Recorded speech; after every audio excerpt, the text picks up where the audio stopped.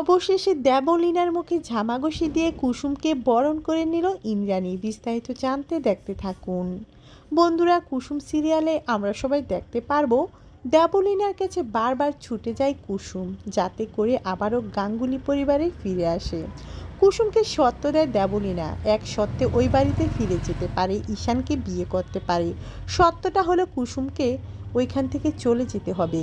কুসুম মাথা পেতে নেয় দেবলীনার আদেশ। মাঝরাতে নিজের সমস্ত কিছু গুছিয়ে বের হয়ে পড়ে অজানায়। কোথায় যাবে, কোথায় উঠবে, কুসুম সেটা বুঝতে পারে না। পরের দিন সকালে কুসুমকে কেউ খুঁজে পাচ্ছে না। ঘটকা লাগে ইন্দ্রাণীর। কুসুম তো আমার কাছ থেকে 2 দিন সময় নিয়েছিল, দেবলীনার কাছেও গিয়েছিল, তাহলে হঠাৎ করে কুসুমের কি হলো? সত্যিটা আমাকে বের করতে হবে।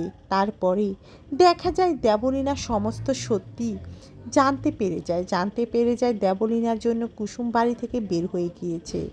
দেবলীনা কুসুমকে খুঁজে বের করে বলে, কুসুম আমি সমস্ত সত্যিটা জানি। এর মধ্যে ভয় পেয়ে যায় কুসুম, বুঝতে পারছে না হঠাৎ করে ইন্দ্রাণী আসলে কি জানলো। তারপরেই দেখা যায় দেবলীনার মুখে ঝামাঘষি দিয়ে কুসুমকে বাড়ির বউ করে নিজের প্রাপ্য সম্মান ফিরিয়ে দেয়। কুসুমকে বরণ করে ঘরে তুলে নেয়, গাঙ্গুলি পরিবারের বউ করে নেয় কুসুমকে ইন্দ্রাণী।